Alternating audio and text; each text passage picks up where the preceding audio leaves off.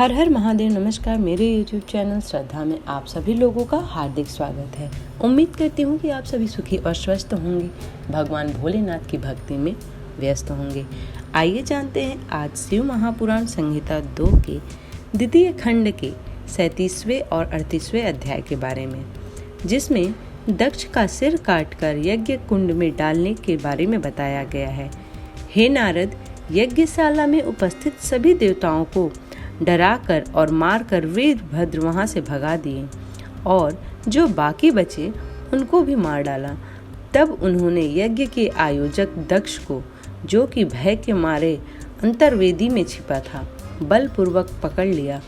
वीरभद्र ने दक्ष के शरीर पर अनेकों वार किए। वे दक्ष का सिर तलवार से काटने लगे, परंतु दक्ष के योग के प्रभाव से वह सिर कटने में असफल रहे। वीरभद्र ने दक्ष की छाती पर पैर रखकर दोनों हाथों से उसकी गर्दन मरोड़कर तोड़ दी। तत्पश्चात दक्ष के सिर को वीरभद्र ने अग्निकुंड में डाल दिया। उस महान यज्ञ का संपूर्ण विनाश करने के उपरांत वीरभद्र और सभी गण जीत की खुशी के साथ कैलाश पर्वत पर चले गए और शिव जी को अपनी विजय की सूचना दी। इस समाचार को पाकर महादेव जी बहुत प्रसन्न हुए। इस प्रकार शिव महापुराण संहिता 2 के द्वितीय खंड का 37वां अध्याय समाप्त होता है। अब 38वें अध्याय में दधीचि विवाह ध्रुव के बारे में बताया गया है। सूत जी कहते हैं, हे महर्षियों, ब्रह्मा जी के द्वारा कही हुई कथा को सुनकर नारद जी आश्चर्यचकित हो गए तथा उन्होंने ब्रह्मा जी से पूछा कि भगवान विष्णु शिव जी को छोड़कर अन्य देवताओं के साथ दक्ष के यज्ञ में क्यों चले गए? क्या वे अद्भुत पराक्रम वाले भगवान शिव को नहीं जानते थे? क्यों श्री हरि ने रुद्रगणों के साथ युद्ध किया? कृपया कर मेरे अंदर उठने वाले इन प्रश्नों का उत्तर देकर मेरी शंकाओं को समाधान कीजिए। ब्रह्मा जी ने नारद जी के प्रश्नों का उत्तर देते हुए कहा, हे मुनि श्रेष्ठ नारद, पूर्व काल में राजा छू की सहायता करने वाले श्री हरि को दधीचि मुनि ने शाप दे दिया था, इसलिए वे भूल गए और दक्ष के यज्ञ में चले गए। प्राचीन काल में दधीचि मुनि महातेजस्वी राजा छू के मित्र थे, परंतु बाद में उन दोनों के बीच बहुत विवाद खड़ा हो गया।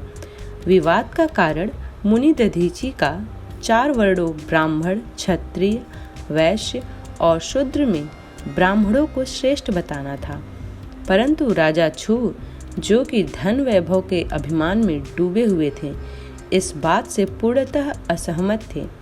छू सभी वर्गों में राजा को ही श्रेष्ठ मानते थे। राजा को सर्वश्रेष्ठ और सर्ववेदमय माना जाता है, यह श्रुति भी कहती है, इसलिए ब्राह्मण से ज्यादा राजा श्रेष्ठ है। हे दधीचि, आप मेरे लिए आदरणीय हैं। राजा छू के कथन को सुनकर दधीचि को क्रोध आ गया। उन्होंने इसे अपना अपमान समझा और छू के सिर पर मुक्के का प्रहार कर दिया। दधीचि की इस व्यवहार से मद में चूर छू को और अधिक क्रोध आ गया। उन्होंने वज्र से दधीचि पर प्रहार कर दिया। वज्र से घायल हुए दधीचि मुनि ने पृथ्वी पर गिरते हुए योगी शुक्राचार्य का स्मरण किया। शुक्राचार्य ने तुरंत आकर दधीचि मुनि के शरीर को पूर्ववत कर दिया। शुक्राचार्य ने दधीचि से कहा कि मैं तुम्हें महामृत्युंजय का मंत्र प्रदान करता हूँ। त्र्यंबकम यजामहे, अर्थात हम तीनों लोकों के पिता भगवान शिव, जो सूर्य, सोम और अग्नि तीनों मंडलों के पिता हैं, सत्व, रज और तम आदि गुणों को महेश्वर हैं, जो आत्मतत्व, विद्यात्व और शिव तत्व, पृथ्वी, जल व तेज सभी के स्रोत हैं, जो ब्रह्मा, विष्णु और शिव तीनों आधारभूत देवताओं के भी ईश्वर महादेव हैं, उनकी आराधना करते हैं। सुगंधिम पुष्टि वर्धनम, अर्थात जिस प्रकार फूलों में खुशबू होती है, उसी प्रकार भगवान शिव भूतों में, गुणों में, सभी कार्यों में, इंद्रियों में, अन्य देवताओं में और अपने प्रिय गणों में क्षारभूत आत्मा के रूप में समाये हैं। उनकी सुगंध से ही सबकी ख्याति एवं प्रसिद्धि है।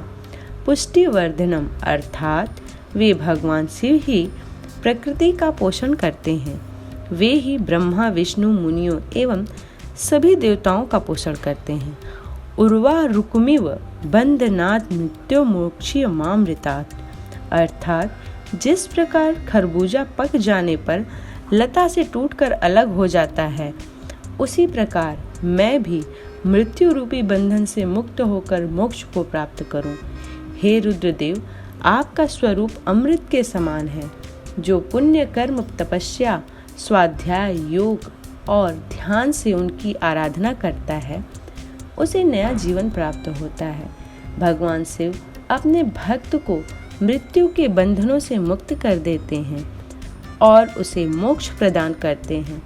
जैसे उर्वा रुक अर्थात ककड़ी को उसकी बेल अपने बंधन में बांधे रखती है और पक जाने पर स्वयं ही उसे बंधन मुक्त कर देती है, यह महामृत्युंजय मंत्र संजीवनी मंत्र है।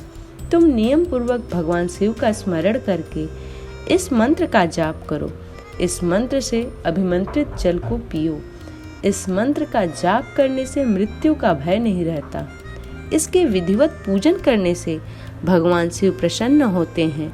वे सभी कार्यों की सिद्धि करते हैं तथा सभी बंधनों से मुक्त कर मोक्ष प्रदान करते हैं। ब्रह्मा जी बोले, नारद, दधीची मुनि को इस प्रकार उपदेश देकर शुक्राचार्य अपने निवास पर चले गए। उनकी बातों का दधीची मुनि पर बड़ा प्रभाव पड़ा और वे भगवान शिव का स्मरण कर उन्हें प्रसन्न करने के लिए तपस्या करने वन में चले गए। वन में उन्होंने प्रेम पूर्वक भगवान शिव का चिंतन करते हुए उनकी तपस्या आरंभ कर दी। दीर्घ काल तक वे महामृत्युंजय मंत्र का जाप करते रहे।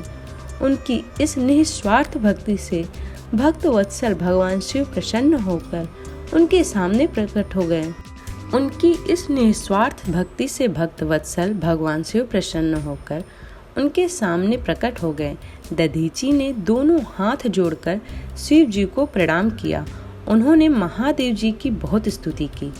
शिव जी ने कहा, मुनि श्रेष्ठ दधीची, मैं तुम्हारी इस उत्तम आराधना से बहुत प्रसन्न हुआ हूँ। तुम वर मांगो, मैं तुम्हें मनोवांछित वस्तु प्रदान करूँगा। यह सुनकर दधीची हाथ जोड़े नतमस्तक होकर कहने लगे, हे देवाधिदेव, करुणा निधान महादेव जी, अगर आप मुझ पर प्रसन्न हैं तो कृपया कर मुझे 3 वर प्रदान करें। पहला यह कि मेरी अस्थियां वज्र के समान हो जाएं। दूसरा, कोई मेरा वध न कर सके, अर्थात मैं हमेशा अवध्य रहूं। और तीसरा कि मैं हमेशा अधीन रहूं, कभी दीन न हूं। शिव जी ने तथास्तु कहकर तीनों वचन उनको प्रदान किए। तीनों मनचाहे वरदान मिल जाने पर दधीची मुनि बहुत प्रसन्न थे। वे आनंद मग्न होकर राजा छू के स्थान की ओर चल दिए। वहां पहुंचकर दधीची ने छू के सिर पर लात मारी। छू विष्णु जी का परम भक्त था। राजा होने के कारण वह भी अहंकारी था। उसने क्रोधित हो तुरंत दधीची पर वज्र से प्रहार किया, परंतु छू के प्रहार से दधीची मुनि का बाल भी बांका न हुआ। यह सब महादेव जी के वरदान से ही हुआ था। यह देखकर छू को बड़ा आश्चर्य हुआ। तब उन्होंने वन में जाकर इंद्र के भाई मुकुंद की आराधना शुरू कर दी। तब विष्णु जी ने प्रसन्न होकर छू को दिव्य दृष्टि प्रदान की। छू ने विष्णु जी को प्रणाम कर उनकी भक्ति भाव से स्तुति की। तत्पश्चात छू बोले, भगवान, मुनिश्रेष्ठ दधीची पहले मेरे मित्र थे, परंतु बाद में हम दोनों के बीच विवाद उत्पन्न हो गया। दधीची ने परम पूजनीय भगवान शिव की तपस्या महामृत्युंजय मंत्र से उन्हें प्रसन्न किया तथा अवध्य रहने का वरदान प्राप्त कर लिया। तब उन्होंने मेरी राजसभा में मेरे समस्त दरबारियों के बीच मेरा घोर अपमान किया। उन्होंने सबके सामने मेरे मस्तक पर अपने पैरों से आघात किया। साथ ही उन्होंने कहा कि मैं किसी से नहीं डरता। भगवान, मुनि दधीची को बहुत घमंड हो गया है। ब्रह्मा जी बोले, नारद, जब श्रीहरि को इस बात का ज्ञान हुआ कि दधीची मुनि को महादेव जी द्वारा अवध्य होने का आशीर्वाद प्राप्त है, तो वे कहने लगे, छू, महादेव जी के भक्तों को कभी भी किसी प्रकार का भय नहीं होता है। यदि मैं इस विषय में कुछ करूं तो दधीची को बुरा लगेगा और वे शाप भी दे सकते हैं। उन्हीं दधीची के शाप से दक्ष यज्ञ में मेरी शिवजी से पराजय होगी, इसलिए मैं इस संबंध में कुछ नहीं करना चाहता, परंतु ऐसा कुछ जरूर करूंगा जिससे आपको विजय प्राप्त हो। भगवान विष्णु के ये वचन सुनकर राजा चुप हो गए।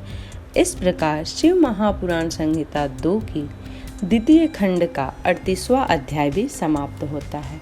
उम्मीद करती हूँ कि आज की ये वीडियो आप लोगों को पसंद आई हो। वीडियो पसंद आई हो तो वीडियो को ज़्यादा से ज़्यादा शेयर करें, चैनल को सब्सक्राइब करें और वीडियो को लाइक करें। इसी प्रकार भक्ति भाव और पूजा पाठ से जुड़ी हुई वीडियोस को प्राप्त करने के लिए चैनल को सब्सक्राइब करना बिल्कुल भी ना भूलें और बेल आइकन का बटन जरूर दबा दें, ताकि मैं जो भी वीडियोस डालूं उसका नोटिफिकेशन आप लोगों को तुरंत प्राप्त हो जाए। मिलते हैं अगले अध्याय में, तब तक के लिए हर हर महादेव।